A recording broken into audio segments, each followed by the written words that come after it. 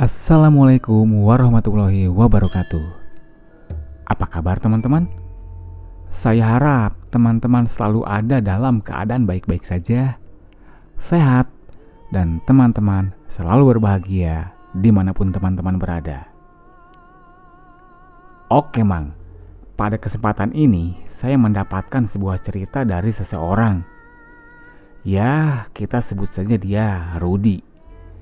Rudy dan ketiga temannya yaitu Yanto, Nisa, dan Arman, mereka semua mengalami kejadian yang sangat mengerikan.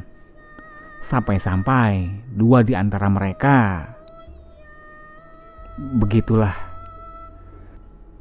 Nah, kira-kira apa yang menyebabkan mereka sampai diganggu seperti itu?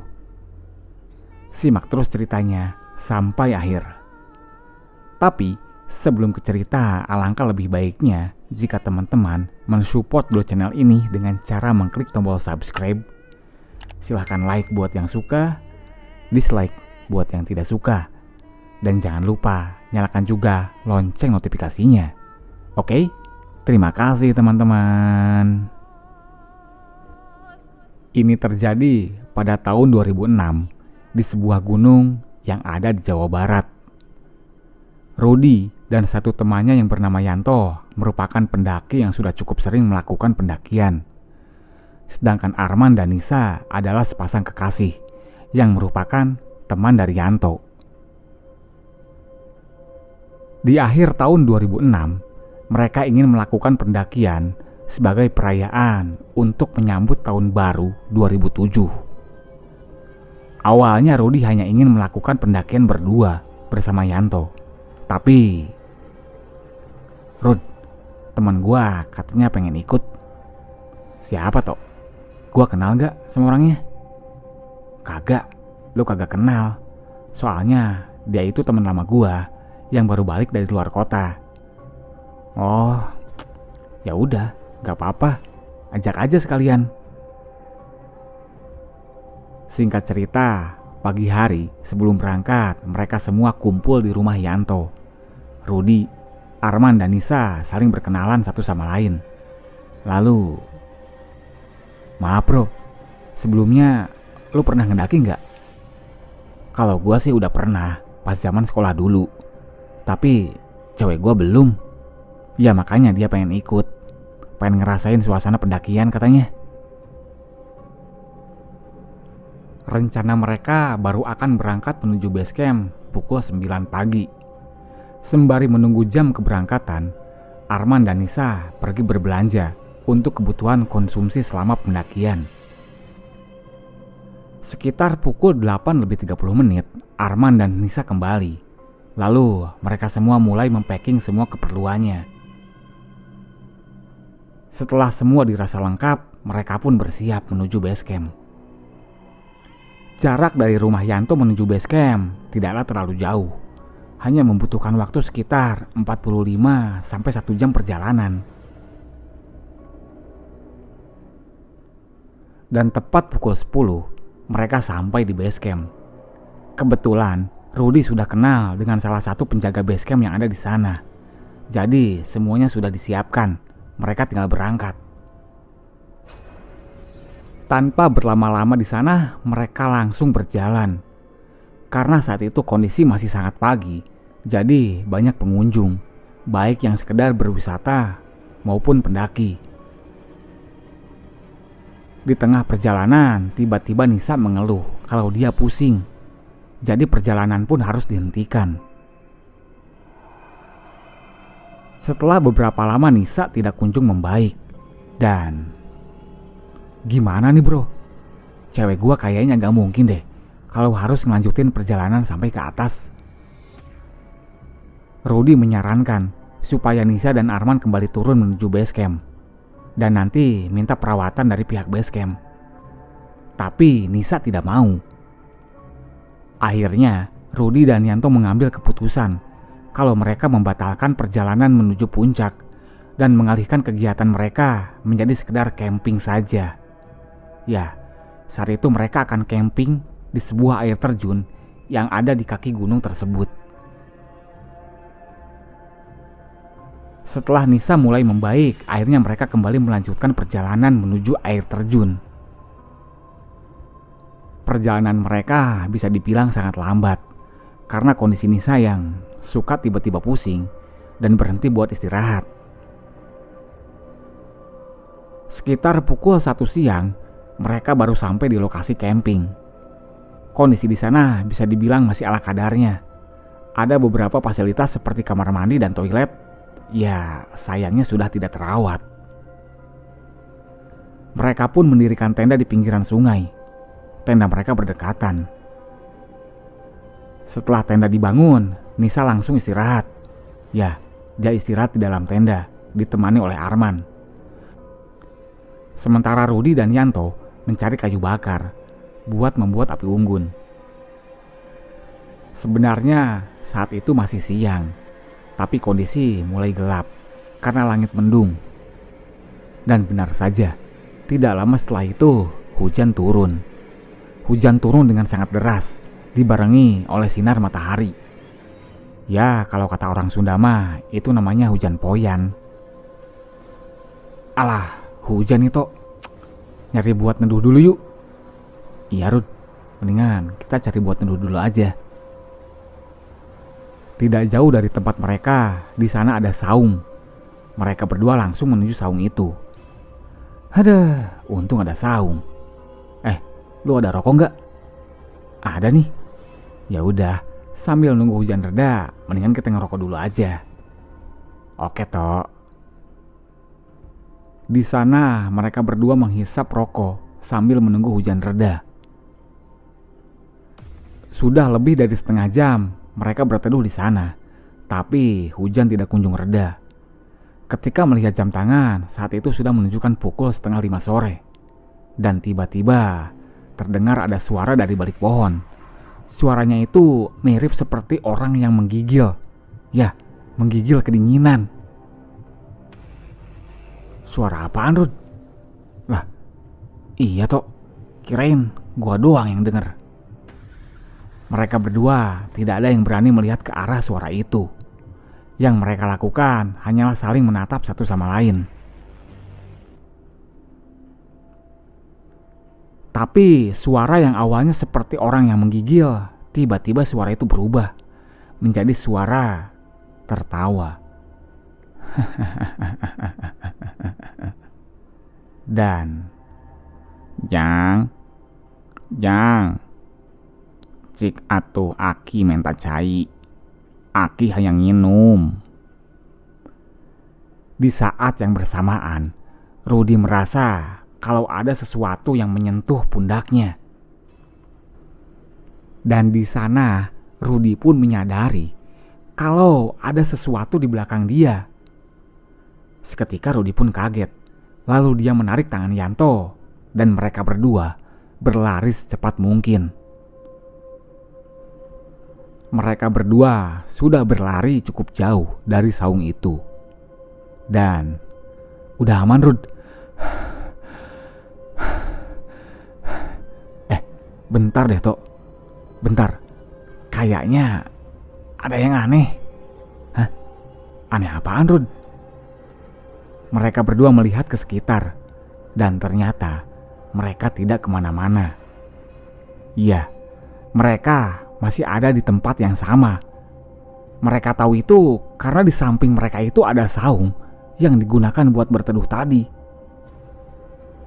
Mereka juga melihat kalau di saung itu nampak sosok kakek-kakek berpakaian serba hitam dan memakai topi camping, sedang duduk sambil menghisap sebatang rokok.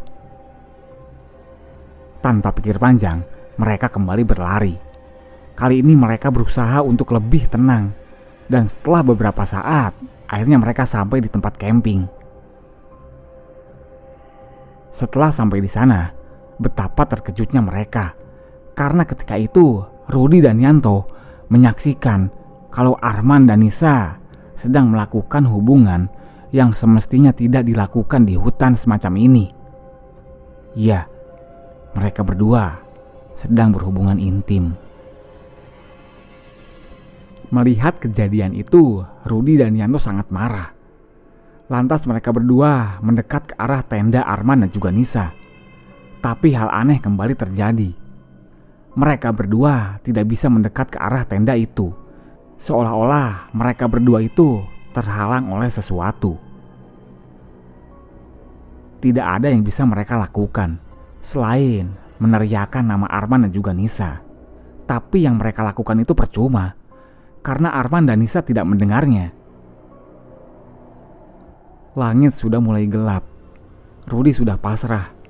Tapi Yanto masih terus berusaha mencari bagaimana caranya menghentikan perbuatan Arman dan juga Nisa. Di saat Yanto sedang mencari cara, tiba-tiba mereka melihat kalau di sekitar tenda Arman dan juga Nisa itu bermunculan sosok-sosok yang membuat mereka takut. Awalnya 1, 2, semakin lama sosok-sosok yang ada di sana semakin banyak. Dan yang membuat Yanto heran, Arman dan Nisa melakukan hubungan itu sangat lama, seperti bukan hubungan intim biasa. Sampai akhirnya Rudi berpikir kalau Arman dan Nisa itu dipengaruhi oleh energi gaib, atau bisa dibilang mereka kerasukan. Jadi mereka berdua melakukan itu dengan tidak sadarkan diri. Rudi mengajak Yanto kembali ke base camp untuk meminta bantuan. Ya, mereka berdua pun segera berjalan menuju base camp. Tapi semua itu percuma, karena mereka hanya berputar-putar di sekitar sana saja. Sampai akhirnya mereka berdua kembali menjumpai sosok kakek-kakek itu lagi. Dan Marane mau bisa kemana-mana. Saacan Marane nurutkan kayang aing. Sebenarnya naon sih nu dipikayang kumaneh? Rudi nampak marah. Ti tadi ge aing ukur minta cai keur nginum. Cai keur nginum, aing haus. Bukannya Yanto dan Rudi tidak ingin memberi sosok kakek itu air, tapi mereka kebingungan karena mereka berdua memang tidak membawa air. Aing teu boga cai. Jadi naon nu kudu dibikeun ku aing ka maneh? Hah? Aing teu hayang nyaho. Karena sudah terlalu jengkel dengan keadaan saat itu, akhirnya Yanto mendekat ke arah sosok kakek itu. Lalu dia berusaha untuk menyerangnya menggunakan dahan pohon. Tapi setiap kali Yanto memukulkan dahan pohon ke arah sosok itu, dia selalu berpindah tempat. Ya, berpindah tempat dengan cepat, semacam teleportasi. Tok, ayo Tok, mendingan kita jalan lagi aja. Siapa tahu ada orang yang bisa kita mintai tolong. Ya udah deh Rud. Tanpa memperdulikan sosok kakek itu, mereka berdua kembali berjalan untuk mencari pertolongan. Tapi setelah berjalan cukup lama, mereka tidak kunjung menemukan satu orang pun di hutan itu. Lapar dan haus sudah mereka rasakan, dan tidak ada makanan dan juga minuman yang bisa mereka konsumsi. Akhirnya, dengan pengetahuan yang dimiliki mereka pun memanfaatkan daunan yang sekiranya bisa dimakan. Ketika Rudi melihat jam tangan, entah kehabisan baterai atau kenapa, ya jamnya itu mati. Jadi mereka pun tidak tahu kalau saat itu jam berapa. Dengan putus asa, mereka berdua berusaha kembali menuju tempat camping. Singkat cerita, sesampainya di sana, Rudi dan Yanto dibuat terkejut karena Arman dan Nisa masih saja melakukan hubungan intim. Yanto sudah benar-benar jengah dengan keadaan yang mereka alami. Lalu, "Woi, salah kita apa? Sampai-sampai kita diperlakukan kayak gini?" Yanto berteriak-teriak tidak jelas. Di sisi lain, Rudi berusaha untuk menenangkan Yanto yang emosinya sudah tidak terkontrol. Sebenarnya mereka berdua sudah sadar kalau mereka itu ada di dimensi lain, tapi tidak ada yang bisa mereka lakukan. Mereka berdua sudah sangat kelelahan. Rudy dan Yanto mulai rebahan di dekat tenda. Walaupun sangat dekat dengan tenda, tapi mereka tidak bisa masuk karena seperti yang dibilang tadi, mereka itu terhalang oleh portal gaib. Dan tanpa sadar, mereka pun akhirnya tertidur. Entah berapa lama mereka tertidur, hingga akhirnya Rudy terbangun karena dia mendengar ada suara yang memanggil namanya dan juga nama Yanto. Lalu, "Tok, Yanto, bangun Tok." "Hah? Iya Rud, lu denger gak?" "Iya, gue denger." Setelah itu, Yanto memperhatikan kondisi di sekitarnya. Ternyata mereka ada di tempat yang berbeda. Saat itu, mereka tidak berada di dekat air terjun, dan tenda yang semalam ada di dekat mereka tidak ada. Tendanya lenyap. Suara yang memanggil mereka terdengar semakin menjauh. Karena tidak ingin kehilangan kesempatan buat keluar dari sana, akhirnya Rudy dan Yanto berlari menuju sumber suara itu. Mereka berlari menebus lebatnya hutan. Tidak ada jalan yang mereka lihat. Tidak jarang ranting pohon menggores badan mereka sampai badan mereka terluka. Mereka berdua terus berlari mengejar sumber suara itu. Hingga akhirnya salah satu dari tim penyelamat melihat keberadaan Rudy dan juga Yanto. Tanpa diduga, saat itu Rudy dan Yanto ada di lembahan yang lumayan dalam. Ketika tim penyelamat melihat keberadaan Rudy dan juga Yanto, salah satu dari mereka turun dengan bantuan tali webbing yang diikatkan kepada pohon. Singkat cerita, mereka berdua berhasil dievakuasi. Sesampainya di atas, Rudy langsung menyuruh tim penyelamat untuk menemukan Arman dan juga Nisa.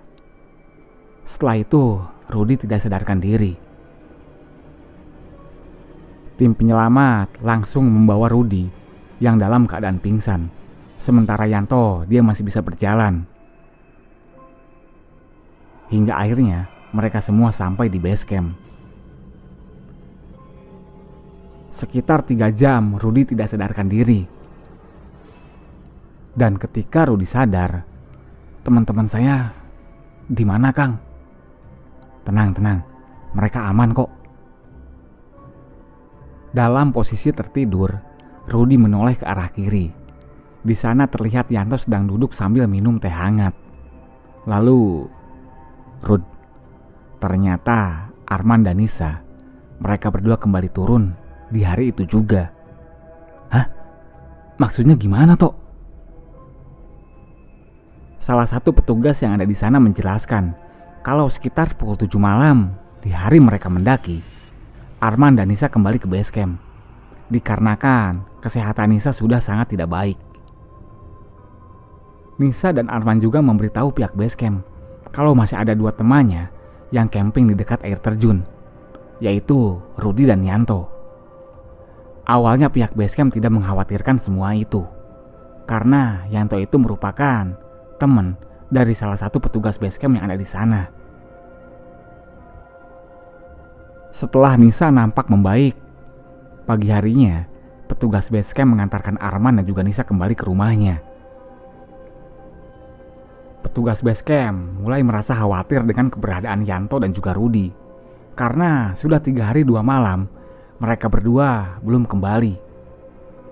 Maka petugas base camp berinisiatif untuk mencari keberadaan Yanto dan juga Rudy. Dikhawatirkan terjadi sesuatu pada mereka. Dan ternyata perkiraan petugas base camp itu benar, kalau Rudy dan Yanto tidak baik-baik saja. Singkat cerita, ketika semua sudah mulai membaik, Yanto dan Rudy menceritakan kejadian-kejadian yang mereka alami. Lalu salah satu dari petugas base camp menyimpulkan kalau Rudy dan Yanto itu dibawa lintas dimensi oleh yang namanya Aden-Aden. Iya, Aden-Aden. Mungkin teman-teman ada yang pernah dengar apa itu makhluk Aden-Aden? Satu lagi, sebenarnya yang mereka lihat ketika di tempat camp itu bukanlah Arman dan Nisa. Karena Arman dan Nisa sudah kembali turun di hari itu juga. Lantas, kalau itu bukan Arman dan Nisa, terus yang berhubungan intim itu siapa? Oke teman-teman, itu dia kejadian yang cukup mengerikan dan juga aneh ya menurut saya. Membingungkan juga.